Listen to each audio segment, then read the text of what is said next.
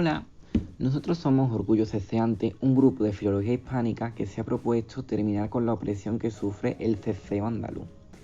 En nuestro proyecto, dentro de la fase CREA, hemos decidido hacer un cuento cuyo argumento defiende a estas personas. El cuento se llama La utopía del ceceo y hemos decidido presentarlo en diversos formatos para que llegue a un amplio público y sea lo más inclusivo posible. Podemos ver cómo Carmen, una niña ceceante, es discriminada en su nuevo instituto al llegar a la capital hispalense. El bullying crece tanto por parte de los compañeros como de algunos profesores. De repente algo ocurre y nuestra pequeña decide enfrentarse a todos los que han discriminado su habla. Se convierte en una andaluza orgullosa y en una ceceante empoderada. Atrévete a conocer su historia y adéntrate en el audiolibro de este cuento.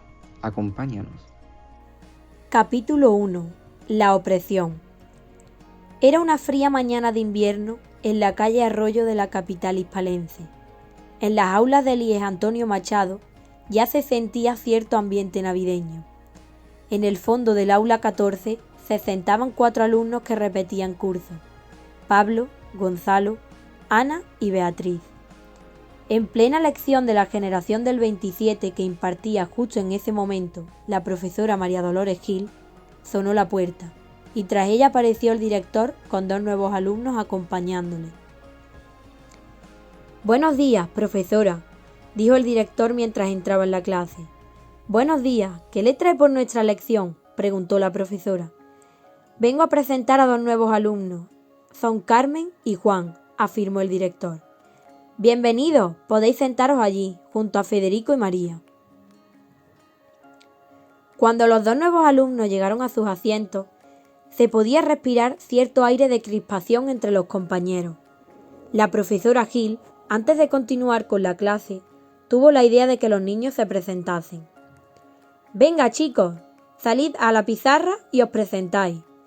Carmen empujaba la silla de Juan, mientras que los alumnos del fondo se mofaban de aquella escena que les parecía un esperpento. «Hola, yo me llamo Carmen. Vengo de Araal. Me he mudado a Sevilla por la empresa de mi padre. Yo me llamo Juan. Vengo de Parada», dijo Juan, sin dejar de mirar al suelo y sin querer dar más explicaciones de su situación, postrada en aquella silla de ruedas. Cuando Juan y Carmen terminaron su perorata, todos los alumnos quedaron asombrados. Se miraban unos a otros como si hubiesen vivido un momento tan extraño como nuevo en sus vidas. Los 2 nuevos alumnos tenían algo que los distinguía del resto, y no era la silla sobre la que Juan se desplazaba, tenía que ver con su habla, con su acento. Cuando un compañero de la clase decía Sevilla, ellos 2 decían Sevilla. Con un poema de Rafael Alberti daba por concluida la clase de la profesora de lengua, y los niños, los nuevos con miedo y el resto con la rutina ya intrínseca en ellos, se disponían a salir al recreo del instituto. Juan y Carmen se sentían desplazados. Ambos eran nuevos alumnos, no se conocían de nada, pero precisamente fue ese hecho el que unió a ambos amigos. Decidieron sentarse en unas escaleras, donde asomaba el sol entre 2 olivos y bañaba con su luz a los jóvenes que allí se encontraban. Cuando se disponían a conocerse, irrumpieron en el lugar Beatriz, Ana, Gonzalo y Pablo. Estos venían acompañados con más alumnos de otros cursos. Se acercaron todos a Juan y Carmen y quedó entablado un diálogo marcado por la increpación. «Venid, mirad cómo hablan estos 2 catetos», dijo Pablo con cierto tono de mofa. «¿Hablar? Ignoraba que los catetos de pueblo supieran hablar», afirmó Beatriz con el único objetivo de ridiculizar a los nuevos alumnos. «A ver, tú, el de la silla, prueba a decir esto. Soy de Sevilla». Al terminar de decir esto, Gonzalo rompió en carcajadas junto al resto de compañeros presentes en la escalera. Mientras se desarrollaba este cuadro, Juan y Carmen solo podían mirar al suelo, soportar las burlas y plantearse una y otra vez: ¿será verdad que no sé hablar? ¿Y si soy una cateta? ¿Cómo no me di cuenta antes? ¿Por qué no pasaba esto en mi antiguo colegio? Y así, 1000 preguntas más hasta que sonó el timbre anunciando el retorno a las aulas. Poco a poco el recreo iba quedando desolado y las aulas recobraban la misma vida de antes. A continuación empezaba la clase de matemáticas y la profesora pidió a los alumnos que salieran a la pizarra para resolver unas ecuaciones. Aprovechando la existencia de nuevos alumnos, la profesora pidió a Juan que saliese. Al escuchar la profesora cómo éste hablaba, le dijo: «Juan, ¿no piensas que deberías hablar mejor? Esto es un instituto muy afamado. Aquí debemos mantener un prestigio y tu vulgaridad no nos ayuda». «Lo siento, profesora. Le prometo que intentaré cambiar», dijo Juan, ocultando unas lágrimas que se deslizaban por su mejilla y terminaban en sus labios. Mientras Juan explicaba los ejercicios, intentó cambiar su acento, intentó renunciar a todo cuanto creía, su historia, su cultura, sus orígenes, sus abuelos. Estaba dispuesto a perderlo todo solo por ser integrado en aquella clase de matemáticas. No se planteó hacer frente a las burlas de sus compañeros, mucho menos al comentario tan ofensivo de su maestra. Juan estaba acostumbrado a soportar humillaciones por verse obligado a desplazarse en una silla de ruedas, pero nunca por su habla. Una vez terminada esta clase, llegaba el profesor Juan Pablo, de Ciencias Sociales. Se encontraba encendiendo el proyector y preparando los materiales para su asignatura. Una vez estaba todo dispuesto, pidió un voluntario para leer, sin haber reparado en los nuevos alumnos. «Que lea Carmen, es la nueva de la clase», afirmó Ana con muy malas intenciones. Eso», confirmó Pablo. Transcurrido un nuevo momento de mofa en torno a los dos chicos ceceantes, el profesor se presentó, de forma muy privada, a los nuevos alumnos. Terminadas las presentaciones, le pidió a Carmen que leyese, propuesta que fue rechazada en una primera instancia, pero que tras mucho insistir el profesor, terminó siendo aceptada. No llevaba ni 2 líneas en su lectura cuando todos los alumnos del aula rompieron al unísono en unas profundas carcajadas. El profesor, atónito, miró con profunda decepción a sus alumnos, que en tan alta estima había tenido, y dijo: «¿Qué os hace tanta gracia?». «Pues ¿qué va a hacer? No saben hablar, son unos catetos», sentenció Beatriz. «Escuchadme muy atentamente, porque no lo repetiré una segunda vez», se disponía a decir el profesor Juan Pablo. «Nadie habla mal. La distinción de las hablas nos hace ser especiales, sentirnos afines a nuestra tierra y, lo más importante, demostrar que nos importa nuestra cultura y nuestra historia. Por lo tanto, no debéis discriminar jamás a una persona por su habla», terminó de explicar, muy enfadado, el profesor Juan Pablo.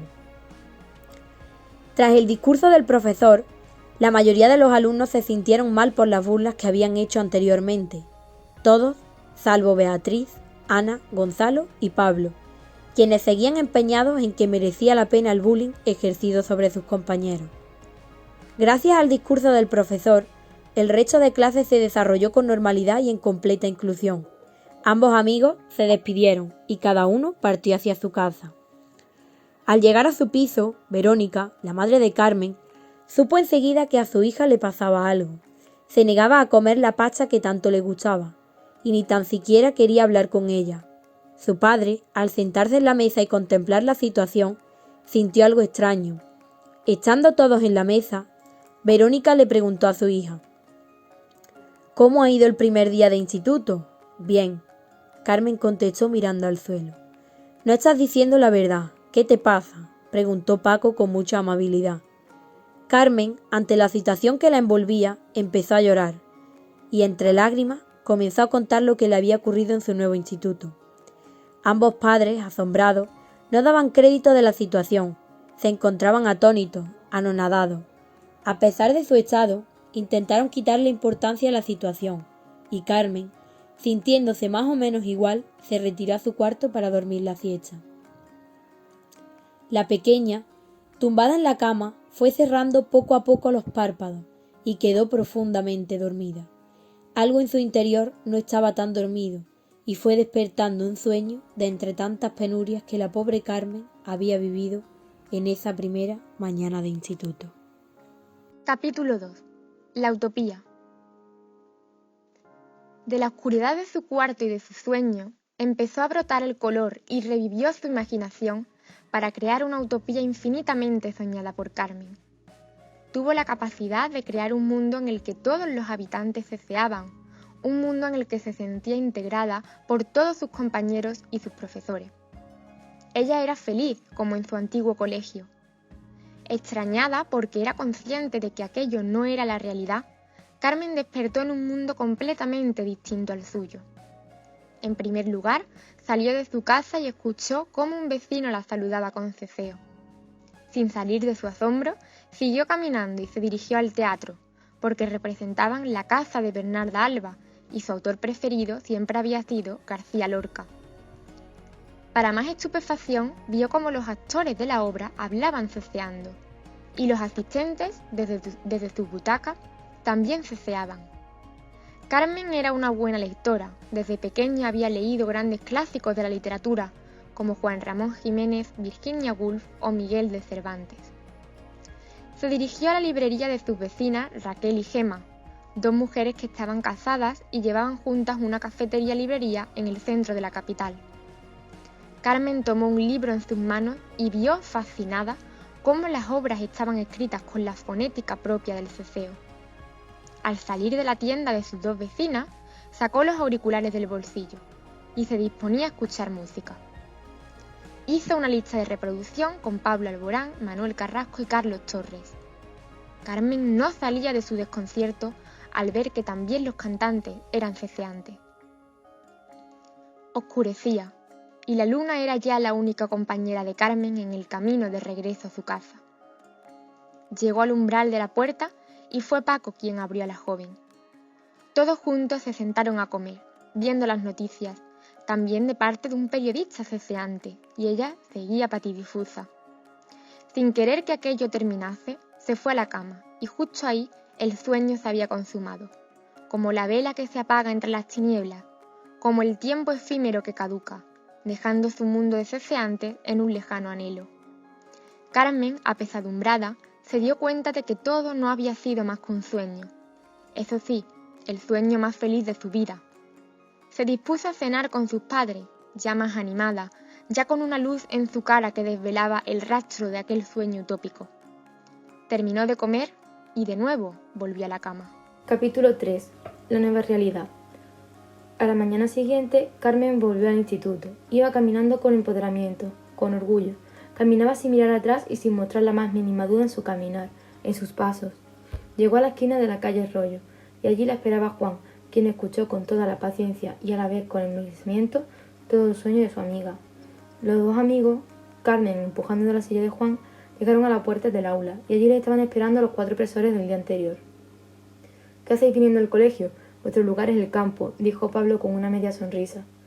En vuestro pueblo, el wifi lo lleva un burro por las calles, intentó terminar Ana mientras soltaba una sonora carcajada entre sus amigos. Tras escuchar todas esas críticas, Juan se encontraba como el día anterior, sin saber qué decir. Miraba al suelo sin opinar nada, sin oponer resistencia, sin intentar defenderse. En cambio, Carmen no actuó de la misma manera que su amigo. Ella tomó las riendas de la situación y dijo: cecear es un tango por Cádiz, el azahar perfumando balcones, una almena tocando el cielo o el mismo cielo, porque digo orgullosa que soy de mi pueblo. Vosotros no me insultáis a mí, insultáis a la tierra que nos ha parido y que nos ha visto crecer, tanto como a vosotros, como a Juan y como a mí. Y con esa intervención todos quedaron en suspenso y dejaron a los 2 niños y su ceceo en paz para siempre. A partir de ese día, el Instituto Antonio Machado se empapó de variedad cultural con plena diversidad lingüística. Así concluye la historia de Carmen, y así deberían terminar las cientos de historias que nos han ido llegando en este bonito proyecto, al que tanta ilusión le hemos puesto.